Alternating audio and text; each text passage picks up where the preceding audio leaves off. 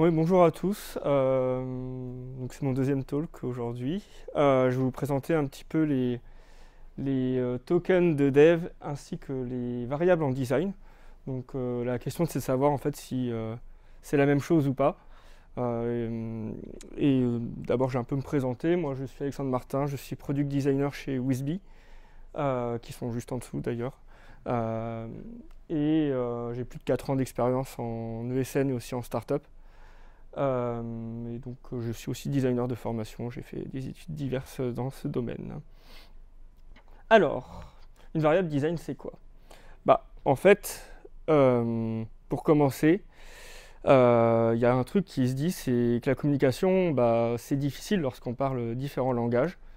Donc on peut par exemple se dire, pour les designers, regardez, je suis un bouton, et en fait, c'est juste une image.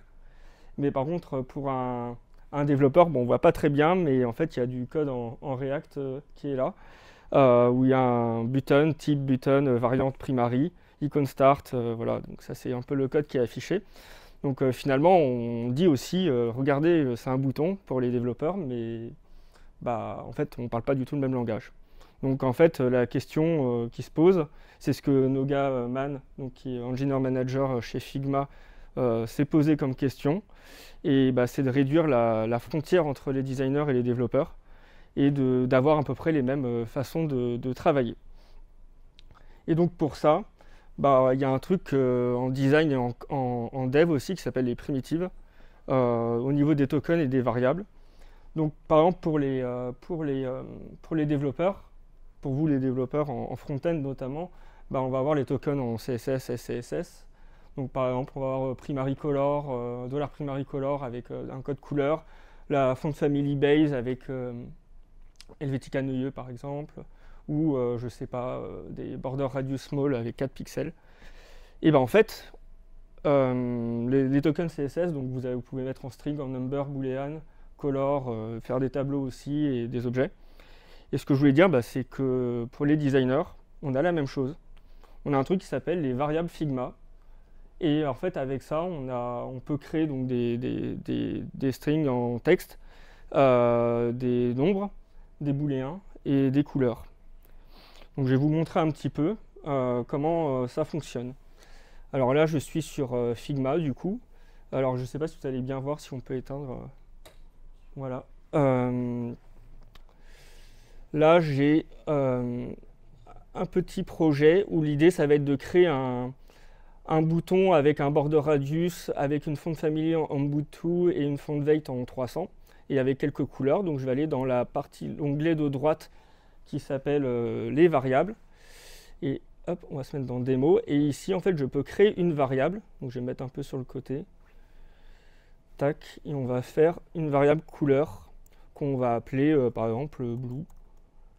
Et hop, je vais pouvoir ajouter ma petite couleur ici. Je vais créer une seconde variable. On va l'appeler white. Hop. Ouais, c'est déjà blanc. Ah, c'était. Oui, c'était pas le même blanc, effectivement. Hop, on va se décaler là. Et après, on va essayer de rajouter, je sais pas, par exemple, un string qu'on va nommer font-family. Et hop, ici, on va l'appeler Ubuntu. On va faire un number qu'on va appeler border-radius, qu'on va mettre à 24. Et hop, un autre number qu'on va mettre font weight, qu'on va mettre à 300. Et là, ce que je vais faire, c'est qu'ici, en fait, là, dans mes propriétés sur Figma, en fait, là, on peut gérer tout le design donc, de mon bouton. Et bien, je vais dire que, par exemple, on va mettre le fond en blanc. Et donc là, ça va appliquer automatiquement la propriété de ma variable. Et je vais aller ajouter ensuite tout ce qui concerne ce qui contient le bouton, qu'on va aller lui mettre en bleu. Voilà, on va faire pareil ici. Là, je vais le mettre en bleu. Donc là, j'ai récupéré les couleurs. Et on peut faire également aussi les radius. Donc là, par exemple, je vais prendre le radius ici. Et donc là, on a, voilà, on a le border radius. Et donc je peux faire, si après je modifie par exemple la couleur, en fait, ça va se modifier partout. Voilà, donc on peut faire un peu tout ce qu'on veut. Donc ensuite, bah, donc là, je vous ai parlé des primitives.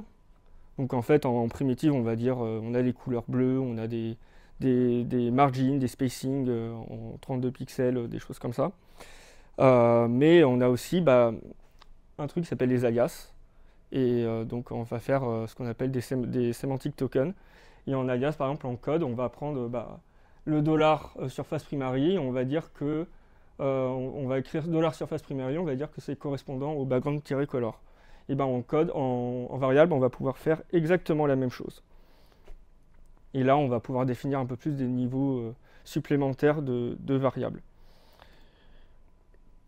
Et donc, ça c'est un petit exemple que Figma propose sur la création de composants et de variables en design. Et bien en fait, donc on définit notre couleur par exemple, qu'on va appeler par exemple neutral 0, donc c'est la primitive. Et ensuite, on va créer une surface, une nouvelle variable de surface qu'on va assigner au neutral 0. Donc là, ce sera notre sémantique. Et ensuite, il y aura des composants qui seront un peu plus spécifiques. Et on va dire, par exemple, pour notre bouton qui sera notre bouton secondaire, et ben, il aura la couleur surface primary. Et aussi, on peut utiliser icône inverse. Par exemple, si on crée un icône, on peut lui dire tout simplement qu'il correspond à un neutral. Qui serait aussi une primitive. Donc en fait, il y a des niveaux qu'on peut utiliser en fonction de ce qu'on va utiliser dans notre design, et aussi pareil au niveau du dev. Donc je vais vous montrer un petit peu aussi les sémantiques. Donc là en fait c'est pareil. Je reprends un petit peu ma base. Alors je vais supprimer la démo. Hop. Et en fait voilà, donc là j'ai mes primitives qui sont ici. Je vais agrandir un petit peu, que j'avais déjà défini un petit peu au préalable. Je peux pas zoomer. Je ne sais pas si vous voyez bien, mais bon, on a nos primitives. Et ensuite, on a les sémantiques qui sont là. Donc là, j'ai défini surface primary, surface secondary. Et en fait, ici, je vais aller tout simplement, au lieu de sélectionner une couleur, au lieu de mettre une couleur, je vais aller dans mes librairies et je vais lui dire, je veux background color. Et donc là, c'est l'alias qui prend la place en fait. C'est devenu un alias. Là, je vais faire pareil avec les couleurs. Donc là, je vais prendre une primitive de primary color. Je vais faire également pareil ici. On va mettre le vert. Voilà. Et là, hop. Là, on va prendre spacing large. Voilà. Et après, on va pouvoir appliquer sur nos composants ensuite. Et donc, il y a une dernière chose aussi que je voulais vous parler, c'est qu'en fait, avec les variables, on peut aussi faire un peu d'algorithmie. Donc, par exemple, là, ici, j'ai un bouton ajouter au panier et j'ai un composant même de bouton avec la possibilité d'ajouter au panier, et j'ai aussi une version en disabled aussi quand le bouton, quand on a épuisé les stocks et que c'est indisponible. Et donc l'idée, ça va être d'ajouter un token de quantité. Donc là, je vais aller dans mes locales variables et je vais aller dans la partie algorithmique et je vais mettre quantity. Hop, je vais mettre quantity et on va l'attribuer à 15 par exemple. Voilà, et en fait je vais aller dans mon texte de quantité et je vais aller l'attribuer une variable qui s'appelle quantité. Et donc là maintenant le texte qui est ici il correspond à ma variable de quantité.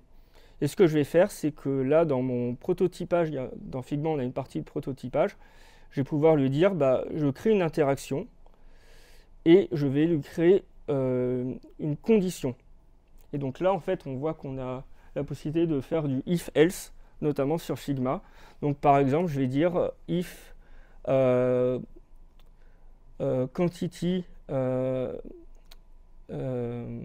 inférieur ou égal à 0, on ne fait rien. même sinon, si c'est inférieur ou égal, on va changer le composant du bouton en disabled. Et sinon, on va changer une variable qui sera quantité quantité moins 1. Et voilà. Et donc là, si je lance le prototype, et là que j'appuie sur ajouter au panier, en fait, on voit que ça descend. Et voilà, et après, notre bouton devient indisponible une fois qu'on a terminé. Et donc, voilà ce qu'on peut faire avec Figma, avec les variables, les tokens, les primitives, les sémantiques. Et après, on peut créer même des prototypes complets sur des projets. Et je crois que j'ai un peu dépassé. Voilà. C'est à peu près tout pour moi.